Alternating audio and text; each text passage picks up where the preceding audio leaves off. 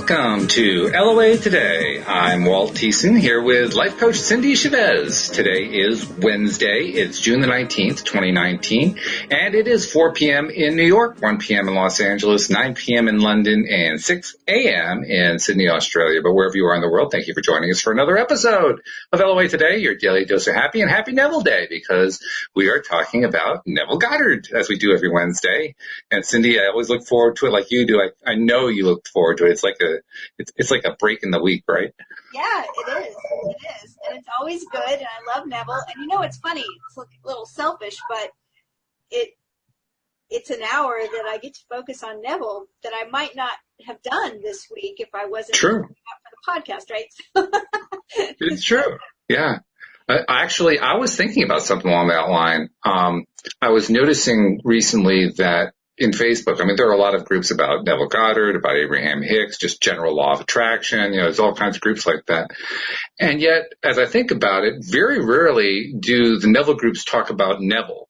Very rarely do the Abraham groups talk about Abraham. It's usually people coming on and asking for advice and everybody else is giving them advice, And it made me think, there almost ought to be a Facebook group that actually talks about Neville, or actually talks about Abraham, or talks about The Secret, or talks about whatever, But that's one of the things I like about our show, because we actually talk about it in detail, in depth. We can get our decoder rings on. So there's an idea that that environment trumps intention. And what that means is that, and it's funny because I've had this discussion with a friend of mine who always says that intention trumps everything. Mm.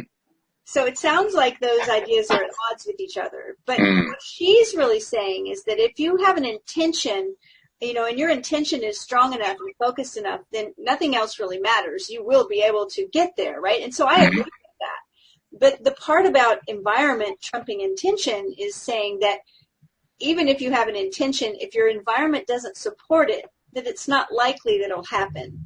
So, for instance, if I make an intention to walk every day, and this week there's been, a hurricane or something, that's literally talking about environment, but that environment's going to trump that intention most likely, right? Mm-hmm.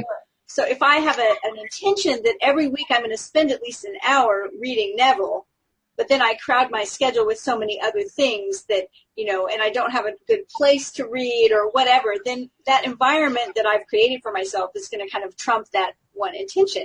So when we can get them to work together, and that's what this is for me, it's like, of course I'm going to show up for the podcast. It's a wonderful environment. I've got you to talk to, and our listeners are there, and they contribute so much. And so I'm going to show up. So my environment is actually, supporting the intention to get this hour of Neville time in. It works together. By the way, Jeffrey posted something. He says, I'm part of a Neville group that is all about the discussion. I'll send you an invitation. I'm curious to see a group like that. That sounds pretty good. Ask and you shall receive, right? I guess. And boy, talk about quick law of attraction. That's fabulous. So thank you, Jeffrey. That's cool. That's really great. Jeffrey might have been the one. Somebody said one time, somebody told us that whenever they got a compliment, that they would say, tell everyone, right? And that's one of my things that I like to coach people around is like, how many people know? When people tell me they're looking for their soulmate, or they're looking for a new job, or they're looking for, anything, I ask them, who knows? How many people know? Like in your circle, in your neighbors, your friends, your family, who knows? And sometimes people say, well, nobody really knows. And I say, but this is how the universe works, right? She works through other people. Mm-hmm. Mm-hmm. That's how we find things out, through connection. So see, when you throw it out there in a group this size and you say, I really wish there was a group that talked about this, see how fast it comes back? It's true. Well, we've experienced the same thing with the audio play that Alex King and I are putting together. I was just thinking of that same thing. Yeah, it's the exact same thing, because, it started off as an idea, and I shared it with you and Alex and others, and Alex really jumped on board, so the two of us kind of teamed up on it. And we weren't really sure where it was going to go. We had kind of like some vague goals for it, or that kind of thing. But then we just kind of started brainstorming, and it was just one thing that led to another. It was truly a law of attraction experience, because like Abraham says, you focus on something for like a minute or more, and you'll start to get more stuff like that. And you'll get more ideas, and you'll get more feedback, and you'll get, all kinds of stuff coming through. And it takes a little time for everything to come through, but it does. It just keeps coming and coming and coming. And I mean, great example of it just today. The three of us, Alex, PJ, and I had a meeting to discuss, we were basically setting a line, like how far do we go into like R-rated territory, or do we at all? And we decided we're going to keep it pretty PG. But in the course of having that discussion, we also started brainstorming about future episodes and different kinds of issues we could address and so forth. And brainstorming just went almost crazy. I mean, there was so many ideas coming out. If we'd been actually recording it, we could have made an outline. That's how strong it was, and I mean, that came out of an idea that just occurred to me, a couple months ago, and I didn't know what to do with it. That's just one little example. And it's like that every single day, something new, some stream of ideas, different people contact. I actually got a contact today. Now, we haven't even posted this podcast yet, right? We haven't even created the first episode. We aren't even in rehearsals yet. We got our cast. That's the big news for the week. We have our cast. And I got a contact today from somebody who's creating a new service to provide advertising for story-based podcasts. I'm saying, you got to be kidding. That is unbelievable. How the heck did they find us? I mean, Alex just created the Instagram page yesterday. I mean, that's how new the social media outreach is. I just created the Twitter account 2 days ago. I mean, this is crazy. That's fantastic. Well, it's going to go fast, and I think that's the message the universe is giving you is that buckle your seatbelt. No kidding. It's going to move. So. Yeah. So, do we have announcements today?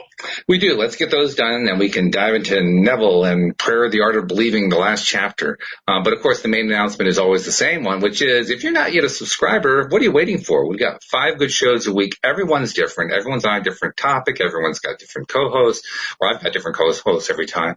And they're fun, and every one of them is designed to help you feel good and get into that high vibration space. So become a subscriber so you get all of them coming right to your smartphone, and it's so easy to do, or any kind of device that you're using. Just go to the homepage of our website, loatoday.net, and at the top of the page, you will see instructions for how to do it for your particular device. Click, click, click, and you're done. And then all of the all the episodes are coming right to your phone or your computer or whatever device you're using as soon as we publish them. And then, of course, as you're listening to them and you're liking them, share it with other people on social media so they can get their daily dose of happy, because that's what it's all about. Subscribe and share. And, by the way, if you want to watch us as we're recording these, we do live stream while we're recording to YouTube. So you can also subscribe to us on YouTube, watch us there. And there's a little bell there you can click on to get notified whenever we're live there. So, subscribe and share there as well. And we really appreciate all the efforts that our loyal listeners have done. And I know they've done quite a bit to help spread the word. So thank you very much. Thank you very much. Yes. We're very grateful for all of the shares, and not just sharing and subscribing, but also the contact that you've reached out. Let us know what you think about our shows, and we got a beautiful letter last week that was about, and mentioned Neville Day, so of course that's right. Yes, but it's really great. There's this idea that you hear about in marketing and sales, but that it's kind of gross because they call it like the cockroach effect. So what they say is for every cockroach that you see running out in the middle of the kitchen floor, there are like 500 more that don't come out. This isn't exactly an encouraging thought, but go ahead. But the idea is that for every email you get, for every word of encouragement that you get, that someone reaches out, or a complaint, but we don't get those. Like, we get a lot of really nice words of encouragement. So for every one person that will actually write an email and say, thank you for your show, this is what it's done for me, that there are a bunch of other people who feel the same way and they just haven't sent an email. So it's always wonderful to get them. And if you're one of those people that, had an idea but just hasn't sent the email, go ahead and send one.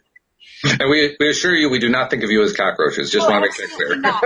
That's why I said it's kind of gross. I've heard it called like that so many times in different, areas, and they'll talk about this and they say, well, they call it the cockroach effect. I think, can't we think of a better name for this? There's got to be one, right? What else is prolific? How about the rabbit? Rabbits are prolific, The rabbit effect. Yes, rabbits are so much cuter and so much better. All right. So we've been working our way through Neville Goddard's book, Prayer, the Art of Believing, and we almost finished it up last week, but we had one little chapter left, and so we're going to cover that today, and then if we have time, I never know what's going to happen. So if we have time, we can move into a very short Neville Goddard book. But we'll start here at chapter 7, Prayer, the Art of Believing. And the chapter title is called The Greatest Prayer. Mm. So Neville starts with probably, in my mind, would be one of his favorite words, imagination. Yes, right. He says imagination is the beginning of creation. I think that's really important for all of us to remember. You know, Yes. You were talking a second ago that you had this idea and that you told a few of us about it. And then you and Alex and then PJ, started brainstorming about it. And look what you've created. And it all started with that, just an idea. So imagination is the beginning of creation. No doubt. You imagine what you desire, and then you believe it to be true. Every dream could be realized by those self-disciplined enough to believe it. People are what you choose to make them. A man is according to the manner in which you look at him. You must look at him with different eyes before he will objectively change. And I love this next quote. 2 men looked from prison bars. One saw the mud and the other saw the stars. Centuries ago, Isaiah asked the question, who is blind but my servant, or deaf as my messenger that I sent? Who is blind as he that is perfect, as blind as the Lord's servant? The perfect man judges not after appearances, but judges righteously. He sees others as he desires them to be. He hears only what he wants to hear. He sees only good in others. In him is no condemnation, for he transforms the world with his seeing and hearing. The king that sitteth on the throne scattereth evil with his eye. Sympathy for living things, agreement with human limitations, is not in the consciousness of the king, because he's learned to separate their false concepts from their true being. To him, poverty is but the sleep of wealth. I really like this because it plays right into my own ideas that connect with Hermeticism or Hermetic principles, right? Of the 2 sides of one coin, of the 2 ends of the same stick, right? Everything containing its opposite. So I love this. Poverty is but the sleep of wealth. He does not see caterpillars, but painted butterflies to be. Not winter, but summer sleeping. Not man in want, but Jesus sleeping. Jesus of Nazareth, who scattered the evil with his eyes, is asleep in the imagination of every man, and out of his imagination must man awaken him by subjectively affirming, I am Jesus. Then and only then will he see Jesus, for man can only see what is awake in himself. The holy womb is man's imagination. The holy child is that conception of himself which fits Isaiah's definition of perfection. Heed the words of St. Augustine. Too late have I loved thee, for behold, thou wert within, and it was without that I did seek thee. It is your own consciousness that you must turn as the only reality. There, and there alone, you awaken that which is asleep. Though Christ 1,000 times in Bethlehem be born, if he is not born in thee, thy soul is still forlorn. I want to note something here. Please. I don't remember if we've ever noticed anything like this before, but I'm noticing it for this particular case. I believe this is the first time that I can consciously remember that Neville took a metaphor and applied it in a different way from the way he had previously applied it. Okay, tell me more. Well, previously, Jesus was one of the many metaphors for consciousness. Yes. Now, Jesus is, it's hard to say exactly what he is in this, but he's asleep in the imagination of every man. So unless we buy the idea that consciousness is asleep in every man, he's meaning something a little different here. And I'm having a little trouble pinning down exactly what it is. So I was curious to know, what your take is on what exactly is he saying. My take is that when he talks about Jesus, or when he talks about the Christ, and he uses both of those here, and I think he uses them as a parallel to each other, that he is talking about not just consciousness, but awakened consciousness. Neville's book, Awakened Imagination, where it talks about, in other words, we all have imagination, but it's sort of like saying all of us are creators. Mm-hmm. It's like we say to people say, well, the law of attraction doesn't work for me. And we go, well, it's working all the time for everyone. Right. Like, we're always creating everything, but we just don't all do it consciously. Mm-hmm. When he talks about Jesus and Christ, even in this metaphor, I think he's talking about us consciously using our imagination to be creative. And I say that because he says Jesus of Nazareth is asleep in the imagination of every man. And in other words, the ability to do the miracles that Jesus did, the ability to create. He says Jesus scattered the evil with his eye. That all of that ability might be laying dormant in the same way that he talks about poverty is the sleep of wealth. But it's when we become conscious and aware of it and learn how to tap into it, then we awaken our imagination. And if you notice, he uses these, he says, heed the words of St. Augustine, too late have I loved thee, for behold, thou wert within, and it was without that I did seek. So many times we're looking outside of ourselves for the how, or for the means, or for the source, instead of recognizing that our consciousness is the source, and it is within us. And I think that's what he's talking about here. So go back to the quote that started off this section. The king that sitteth on the throne scattereth the evil with his eye. What is the evil that is being scattered? Well, that's a good question, because that would be subjective, wouldn't it? It would, yeah. Yeah. And everything's metaphorical with him, so we know that it's a metaphor, but wonder what it's a metaphor for. I'm wondering if it's a metaphor for human limitation. The evil? Did you say for human limitation? That's what I'm wondering. I'm wondering if that's what the correlation is. I think that's why he says in the next sentence, sympathy for living things, agreement with human limitations. In other words, and we've kind of touched on this through this whole book, right? But like when we feel sorry for someone, you and I talked one day off the air about the idea that so many times when we might think we're praying for someone, that we're actually worrying for them. Oh, right. Yes, I remember that. And the difference between prayer and worry is the energy that's in those thoughts and the things that we're picturing. So sympathy for living things and agreement with human limitations.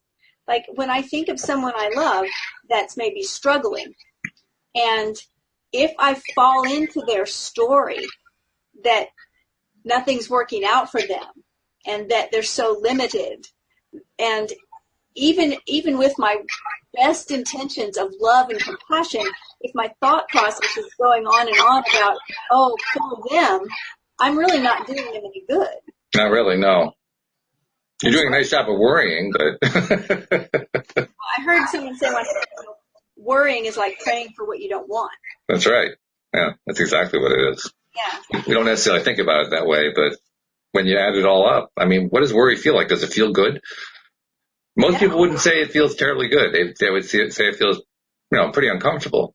Yeah. Well, that's our clue right there. That's the clue that it really isn't helping anybody because you're putting out a feeling that doesn't feel good to you. Right. And I mean, I come from a long line of champion worriers. Oh, I don't know. I think my mom could give you a run for your money, I would think. But you see where Neville says creation is finished, you call your creation into being by feeling the reality of the state you would call. That's not worry. No. I mean, when I'm worrying about someone or I'm worrying about myself, what is the state I'm calling in? Probably more things to worry about. Yeah, I would think. Yeah, I mean, there's not a whole lot of room for anything else, really. And, I certainly don't want to do that for myself. I don't worry and call in more things I have to worry about, but I especially don't want to do that for someone else. Mm-hmm. I mean, that just horrifies me to think that in my care and compassion and worrying over someone, I would actually be bringing them more things to worry about. I don't want to do that. Yeah, quite doable, but you're right. You don't really want to go there. No. So, and here we are. We're also dealing with the topic that we have addressed, that he has addressed in other books. I don't remember exactly where, but creation is finished. yes. And I will voice this is one of the very few things that I give him a little bit of a hard time about, because of the nature of infinity. Yes. And because infinity is infinite, you never actually get to the end of the list. So saying that it's finished when it's infinite strikes me as being a little bit of a contradiction. Well, then we can talk about time not being linear and everything happening all at once. Yeah. The idea of parallel universes where every possibility has already happened. And if that's the case, one time someone asked us, well, if creation is finished, why do we say we're creating? And, my answer was, well, I think actually then we're just choosing. Mm-hmm. Of course, it feels like creation because we are having an experience that we didn't have before and we chose it. So That feels like I created it.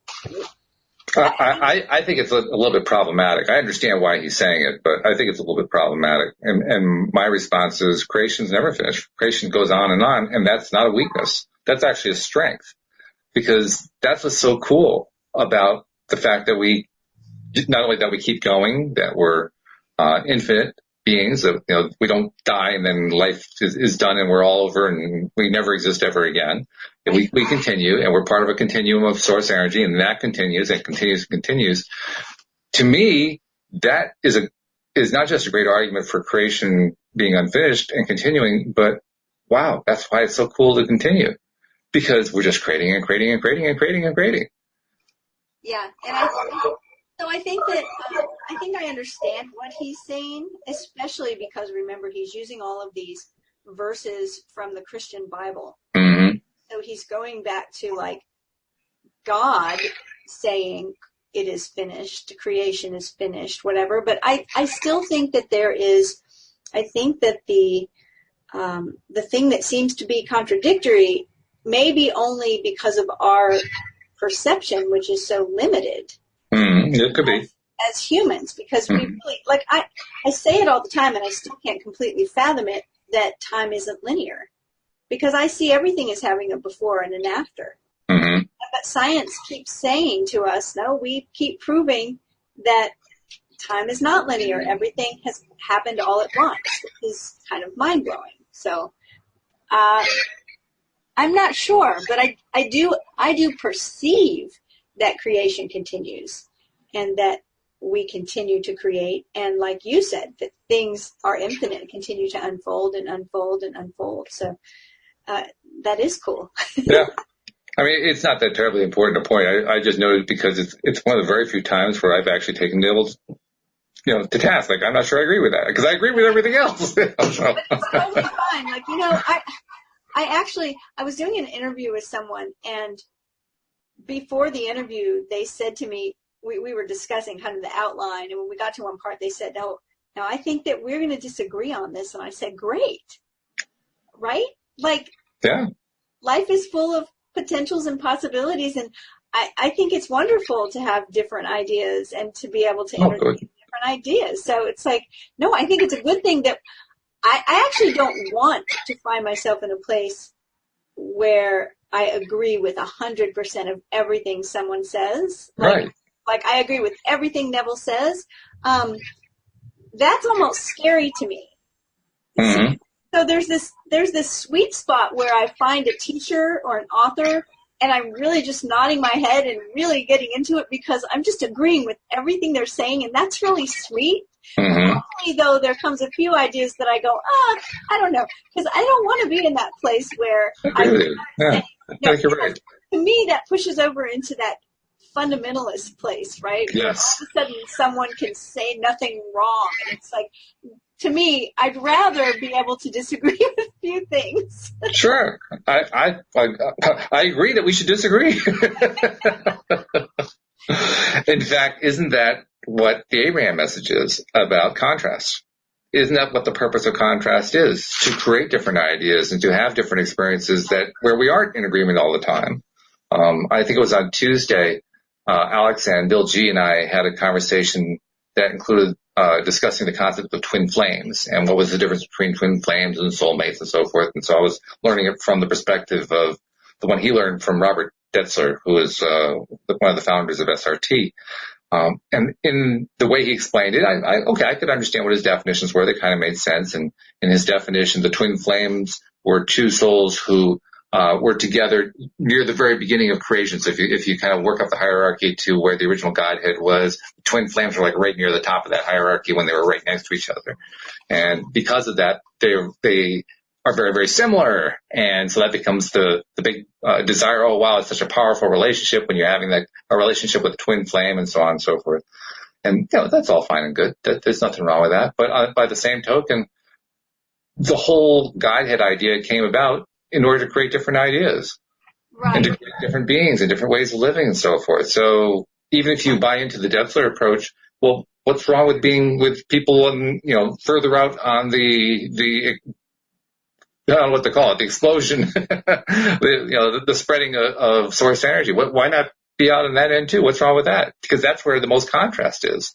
And indeed, that's why we come into this world, I think. I'm now convinced that we come here to experience the contrast. Yeah, I think it is. And I think it's a wonderful thing to have different ideas and to be able to entertain possibilities. You've heard me say that before. I have a tendency, the older I get, to not say I believe this and that, but to say I like to entertain the possibility of that, or I like the idea.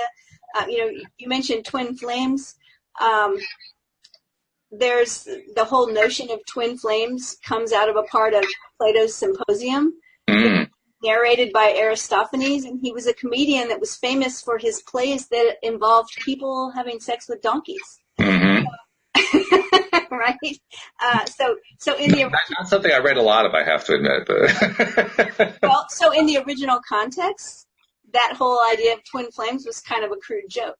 Yeah. And yet over time, what happens? Ideas evolve, and there's the whole allocation of meaning, right? We allocate meaning to certain things, and it means that to us. And so I think it's important to recognize, even with Neville, like we've talked about Neville, that these things that Neville has written were decades and decades ago. And it's amazing to me that some of the things that Neville talks about, the science part, oh, yeah, we hadn't proven scientifically yet, and Neville may explain them in kind of a crude way, simplistic way, but then we go, wow, this is just coming into, reality now with science proving this out. So Neville had a lot of things to say that were kind of mind-blowing, and yet we still have to recognize that when he said all this stuff, 50, 70 years ago, things are going to change. Thoughts evolve, ideas evolve. And that's actually a good thing. It's a very good thing, because I'm thinking back to what we talked about a few minutes ago, the play that Alex and I are working on. It started off as this very vague, nebulous thought. It was, in a sense, it was crudely stated. You just said that Neville kind of crudely stated some stuff. Well, the way we first expressed the play was kind of crudely stated. Literally, the way it got started was I read an article that said that somebody had sold a bunch of these fictional podcasts for $230 million, and I went and played a couple of them, and I didn't like them. I said, well, shoot, I can write a bad play, too. That's where it all started. I love it so much.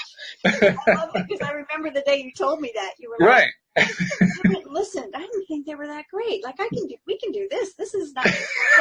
So, you see, but there was an openness to entertain the podcast. That's right.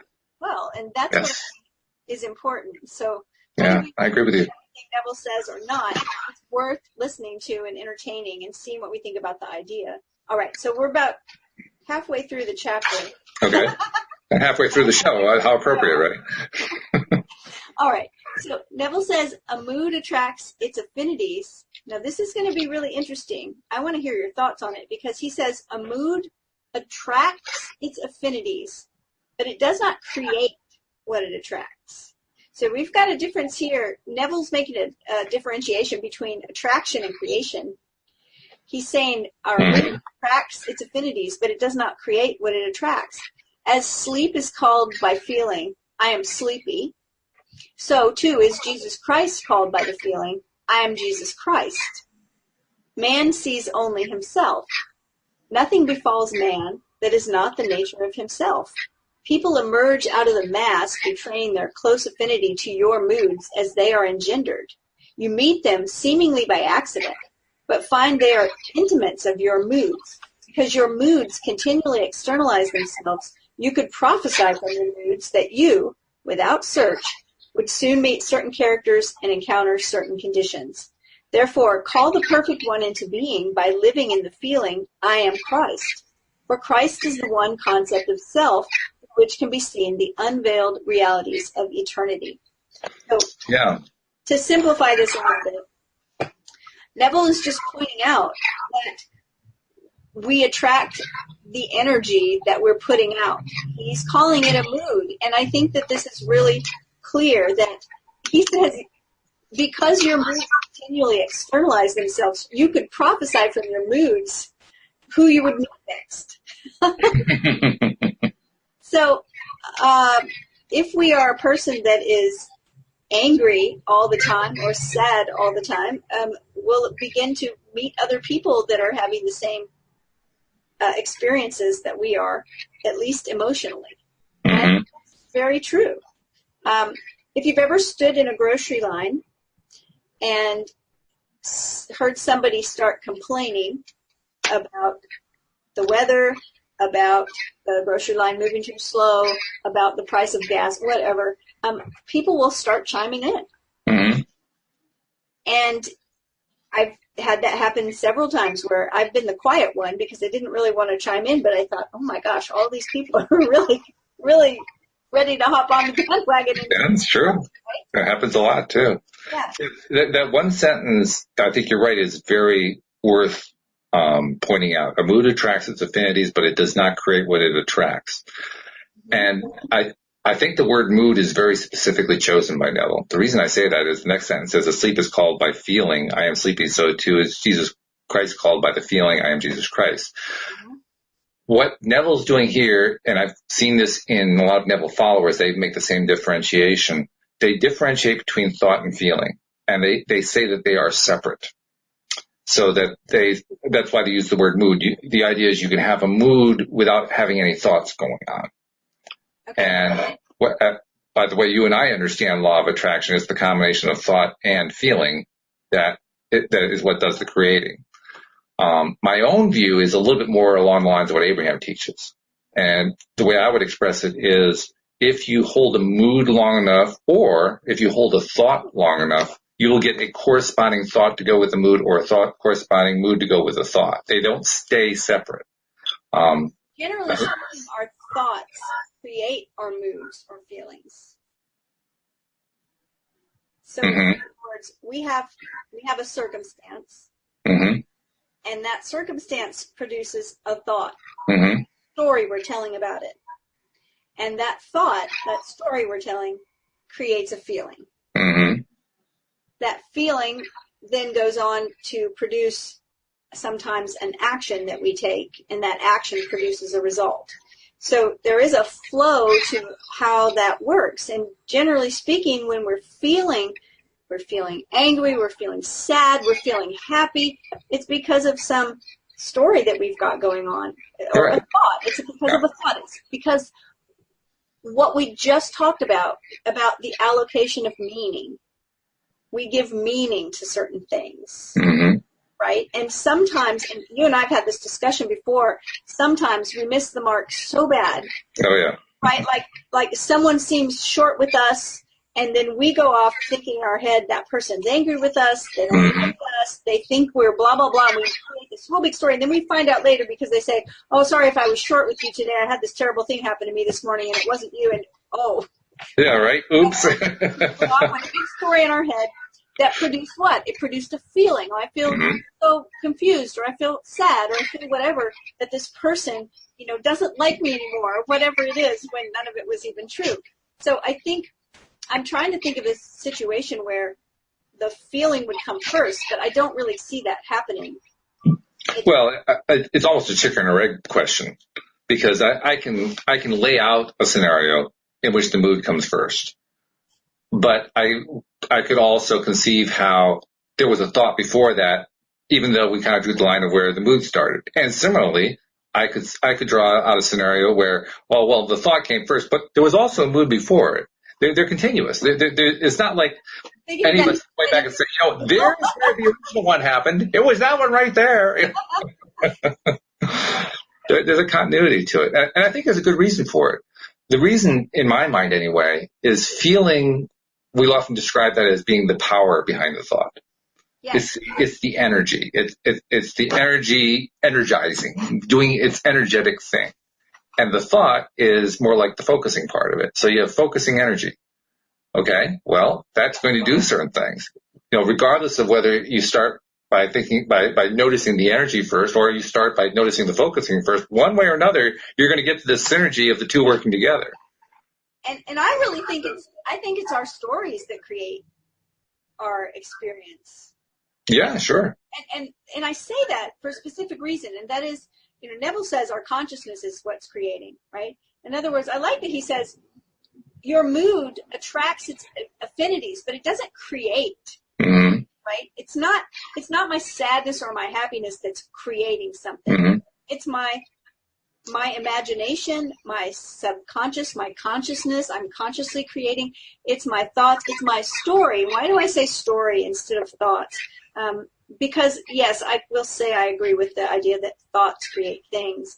But, we have plenty of thoughts that kind of fly over our head, right? Like when you had the experience of hearing those story podcasts, fictional podcasts that tell a story.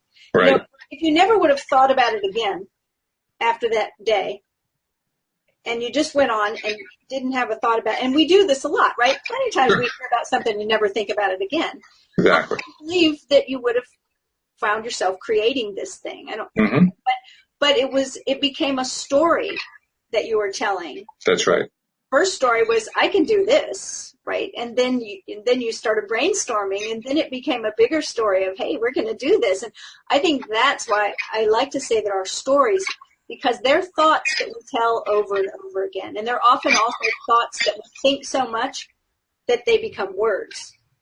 Not just stories in our head, but stories we start telling other people, stories we talk about all the time. That's when they're starting to get some momentum and becoming creative. I like that, and I like it for a number of reasons, not the least of which because that description you just gave works perfectly well if you take out the word story and put in the word belief. Belief also builds the same way. A belief is a series of thoughts that you think over and over again. Yeah. Truly, a story and a belief are the same thing. It's just two different ways of looking at the exact same thing. And I think that if I look at the top of this chapter, that Neville says this right off of the bat. And now I'm looking for it, but he talks about belief, and I think it was this chapter. And so I think it's important that we recognize that we can do this consciously. Mm-hmm. That's right. It doesn't just sort of happen to us. I mean, if we want to be conscious about it, we can tell a better story and keep telling it. Or we can tell a worse story and keep telling that. We don't want to do that, though. No, we don't, but we could. We often do. We often do. But that's the conscious part of conscious creation. Right. Yes.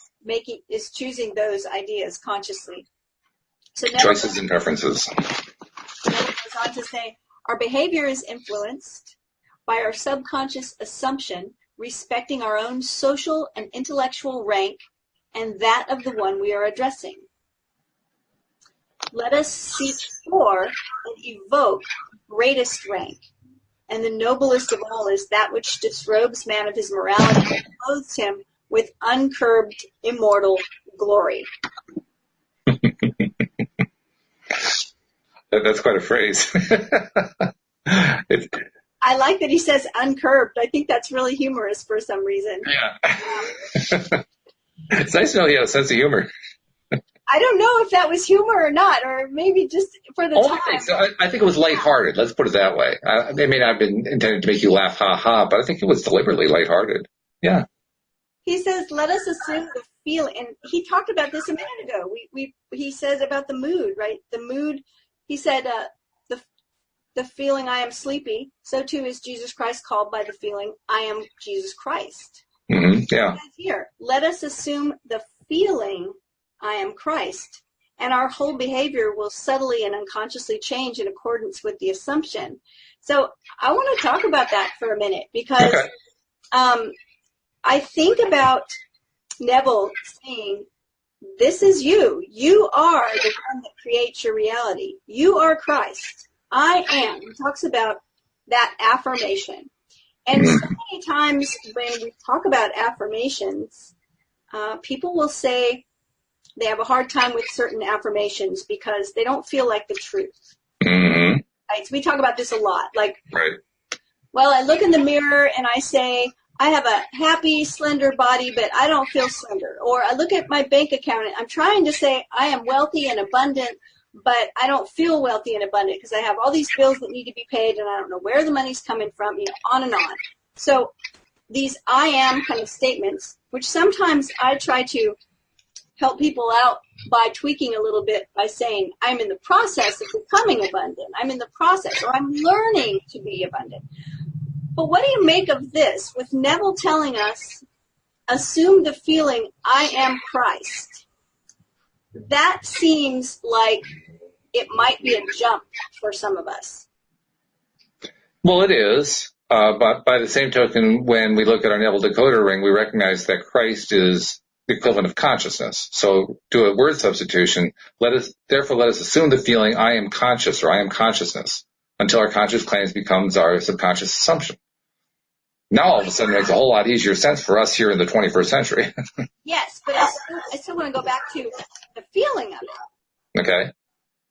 He's not saying, because, Neville's big thing is to assume the feeling. Yeah. Assume the feeling of the wish fulfilled. We've gone over this and over this, and I love it. When he says, let us assume the feeling, I am Christ, I don't know that I've heard him say this before. I've heard a lot of recognizing I am. True. Recognizing I am Christ. Recognizing I have the power of my imagination. Recognizing my imagination creates everything.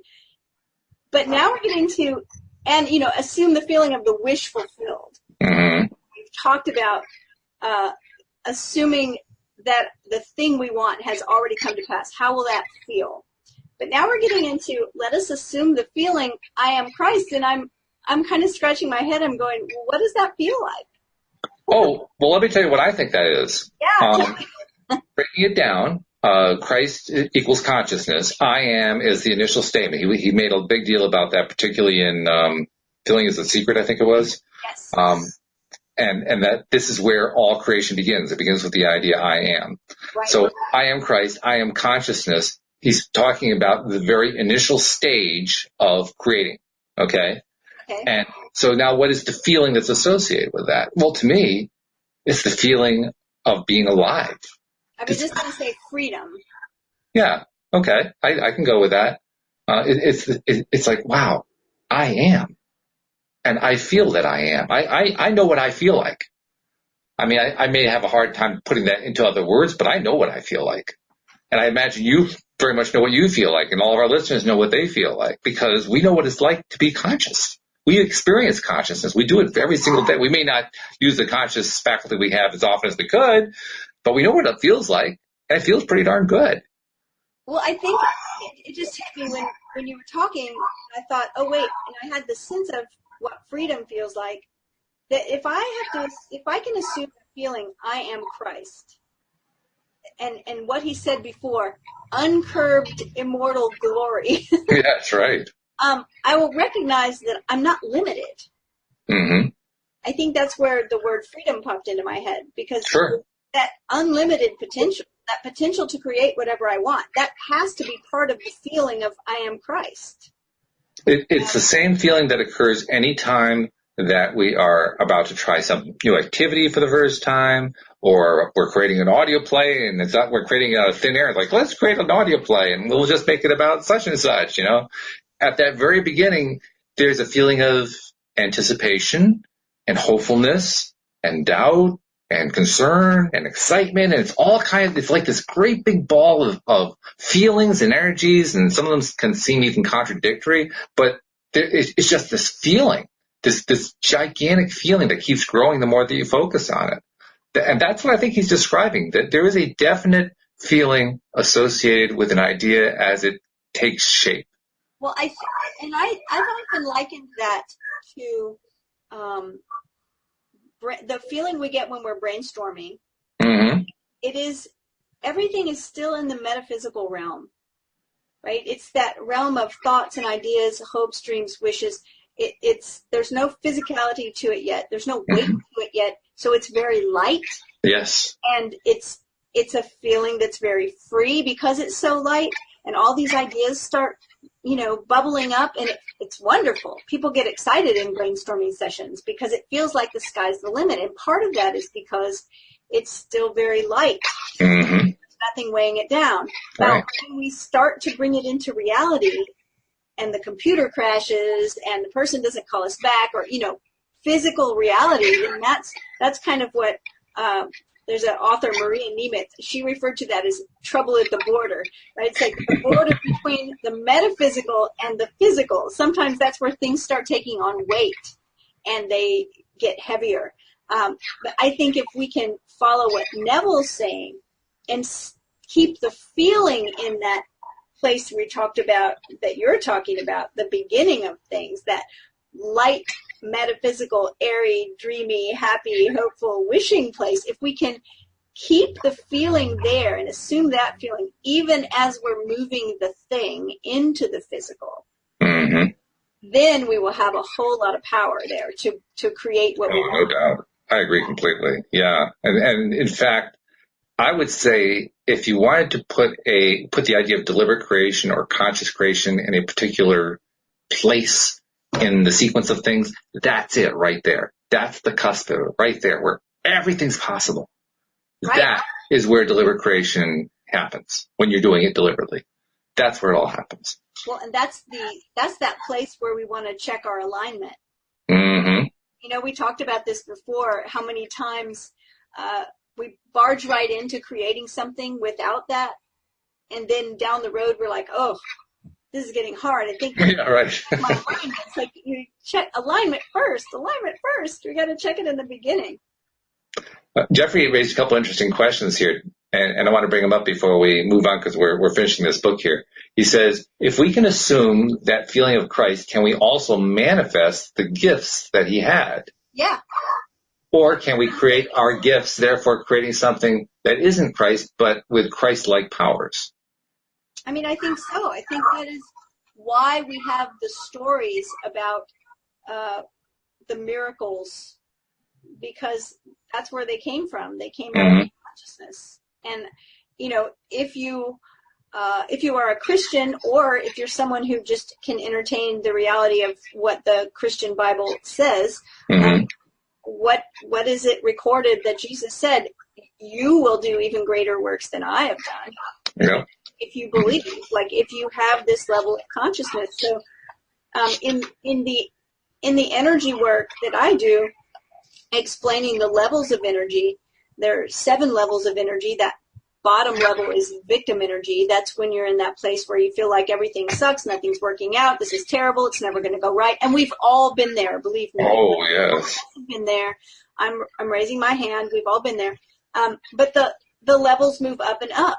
And once we get past the level 3, which is responsibility, that's where we're like, okay, I'm going to take responsibility for my experience. We may still have bad experiences that don't feel good, but we're in the space of not blaming everyone else and not feeling poor me, right? We're kind of moving up the ladder. But at the very top of the ladder, which is level 7 energy, which we don't experience very often, usually, I always call that Jesus energy, because if we could resonate in that level energy for any length of time, we could walk on water.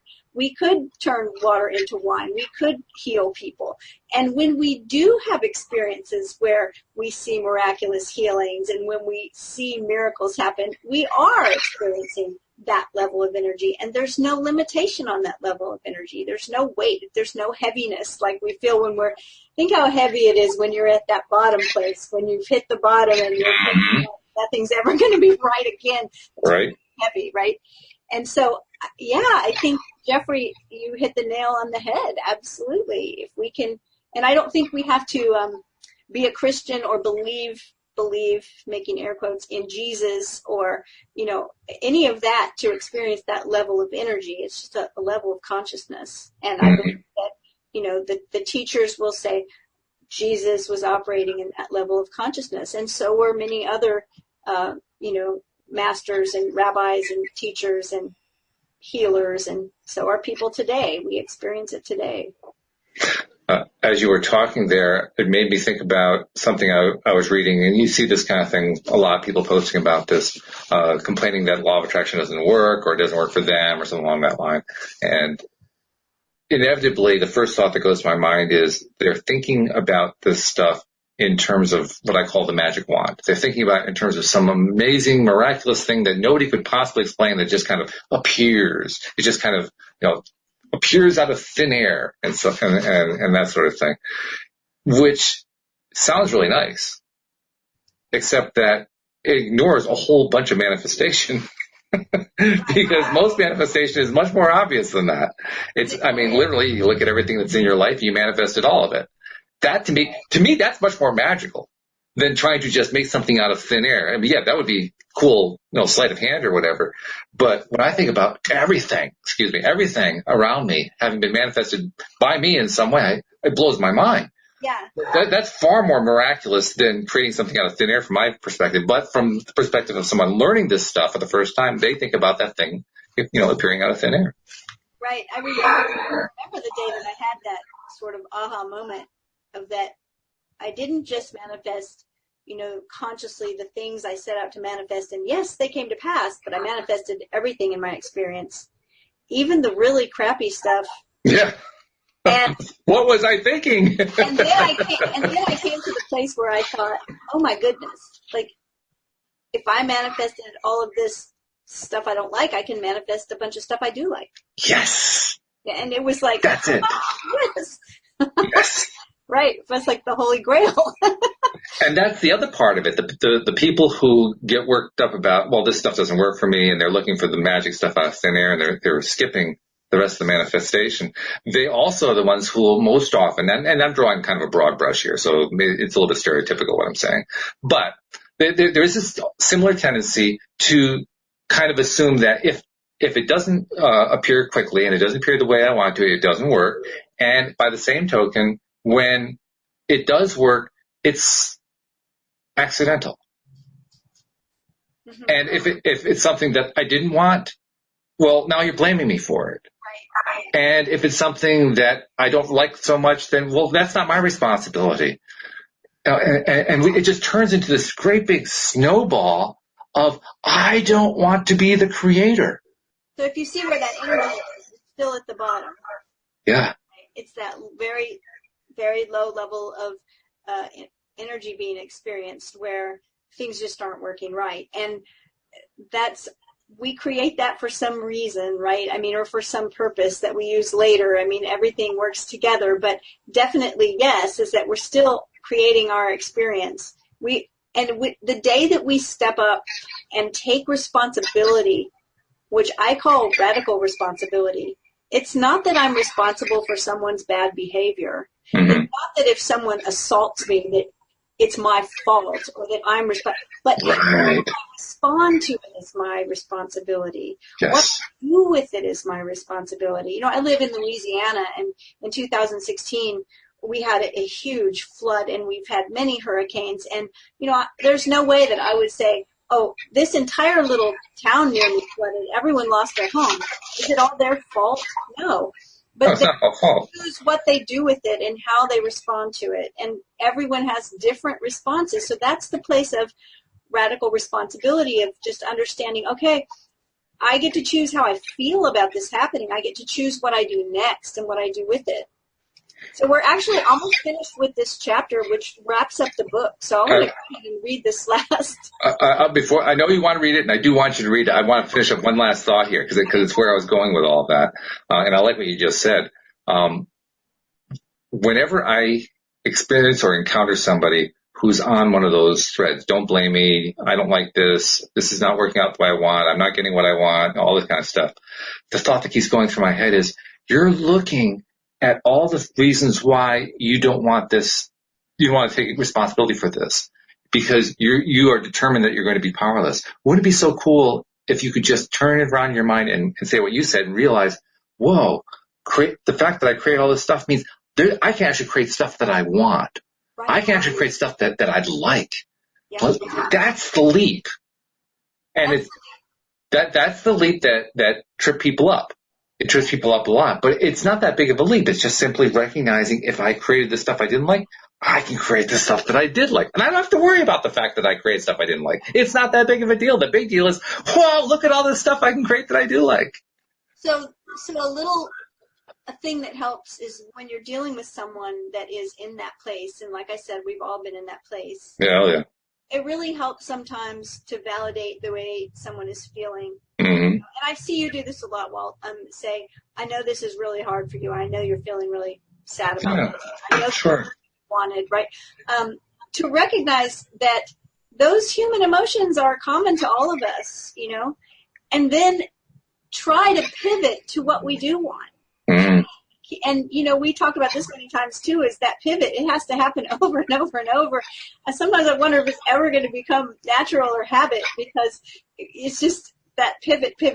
But when we're down in that place of experiencing that low energy, a nice thing to remember is that, nothing lasts forever. And generally speaking, eventually we will come out of it. So when I help someone come out of it, just show them a lot of love and understanding and recognize, get them to talk about what they do want.